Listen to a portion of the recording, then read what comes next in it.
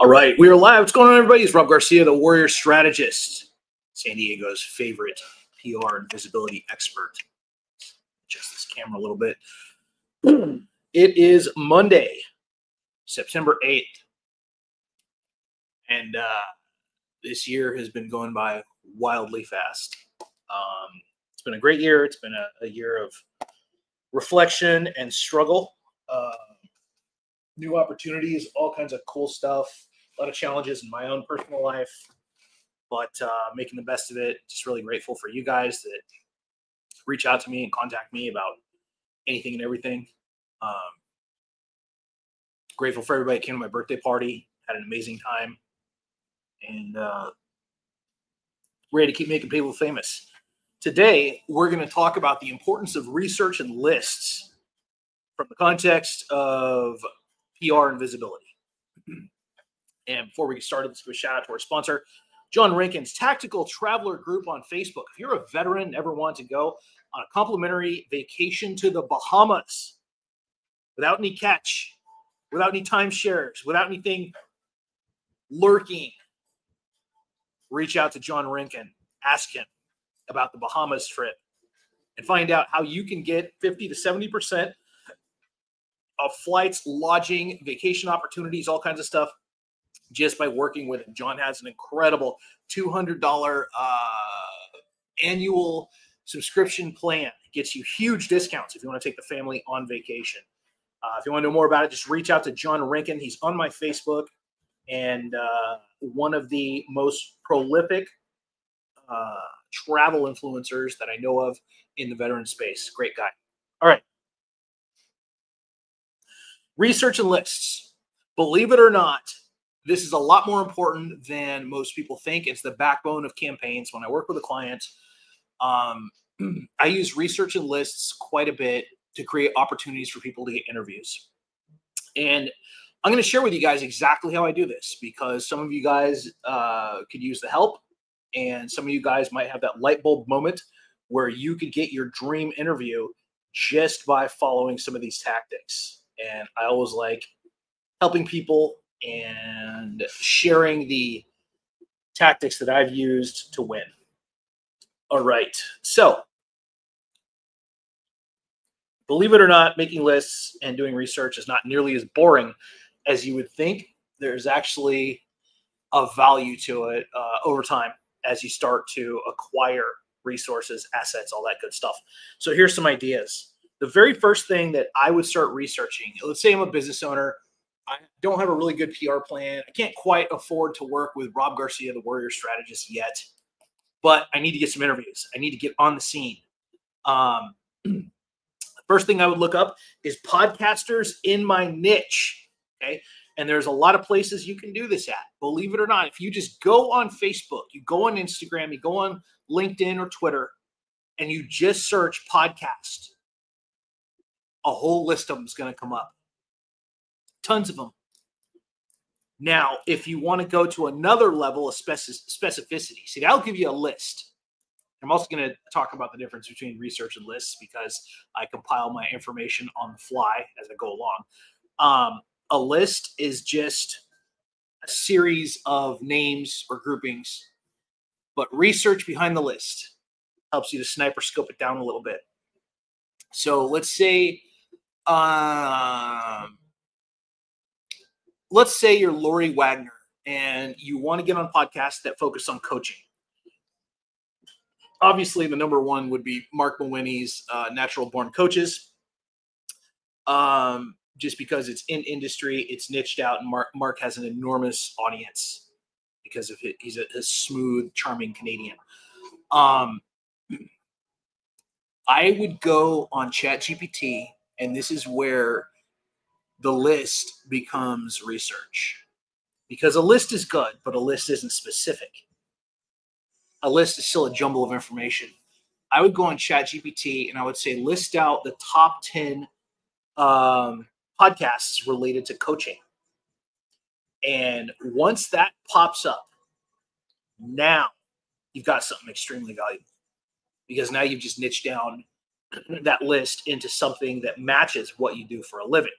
Okay, so for the Nick Devlins and the Lori Wagners out there, people that do coaching for a business, get on some coaching podcasts, get those interviews. ChatGPT can give you a very specific list in no time at all. So that's a little free tip for Rob.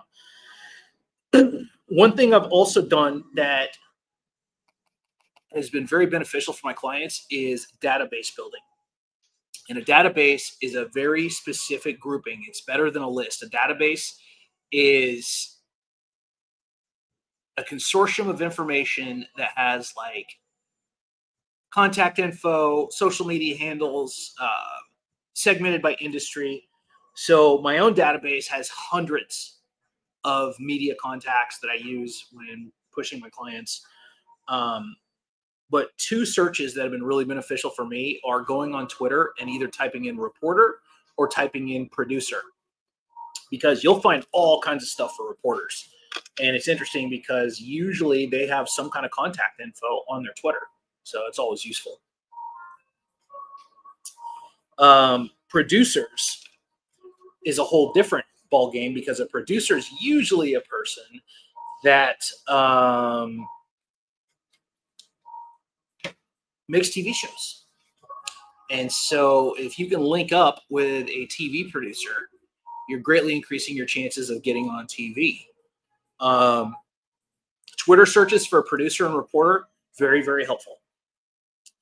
Next, use ChatGPT or Google, and you can look up influencers in your industry or niche. These are usually helpful. I'm not always a fan of hiring influencers for promotion. I'm just not. I don't feel the value is always there. And I realize it's a very vague and non-specific sequence of events. You can't always predict results. It's like marketing or PR. Hiring an influencer, it either works or it doesn't. But it doesn't mean you can't find out who's in industry and either emulate them or make a partnership with them. I partnered up with Tanya McKenzie and a few other PR people I really admire that I feel like are doing things correctly. And it's always been beneficial. So it's good to know who's out there doing what you're doing, because you guys will look at things completely differently and usually be able to help each other. What's going on, Phil? Good to see you, man. And lastly, if you're making lists, event organizers. These are the gatekeepers. These are the people that always have their finger on the pulse. They've got a good-sized audience. They know a lot of people. In San Diego alone, there's probably 5 event organizers I know that are at the top of the game. They're doing frequent events. They are connecting people. They are helping people to build their own success. Marie Waite comes to mind, James Hickey, Brett Davis, Kate Monroe, just people that are constantly hosting events and getting people together. Once you learn these people, you'll have a lot more networking opportunities for sure. So it's important to understand event organizers and support them in what they do. If you see somebody on Facebook sharing an event, like James Hickey's event is this week, right? It's Thursday, business summit for sdnetworkingevents.com. So if you see his stuff, share it, let people know, hashtag San Diego, whatever, but let people know about these events, because event organizers need every bit of help you can provide them. They need your audience. They need your social media. They need your attention. I would also be remiss if I didn't mention Bianca from More Bang for Your Buck SD Happy Hour events. Great group, Bianca Calerte. I probably just massacred her last name, but she's really good at getting events together and bringing in people. So anyway, another thing that's interesting about lists and research, on the surface, it seems kind of nerdy, but to be honest, it doesn't take a long time. It is very, very high yield if you do it correctly and you get good at it. And here's what's interesting. You can sell information. And so if you make these lists of podcasts and event coordinators and all these different people. What's up, Richard? Yeah, I'm in Hillcrest, dude. I do PR and visibility. Thanks for watching. If you have these lists, you can sell a database legally. You can literally make an ebook. You can put it in your newsletter. You can do whatever, and you can make money off of just compiling lists of events and lists of people, lists of podcasts, all this different shit. People are always paying for updated and current information, so it's just something to think about. If I really wanted to make money, I would make the ultimate SoCal event and media guide. And I would look up every media source, every newspaper, every TV station, every podcast, every event for 2025 and 2026, every TED Talk. And I could do this in about 7 days. Each day I would just do a different section. And then I would make like a 50-page ebook and sell that bad boy for like $30.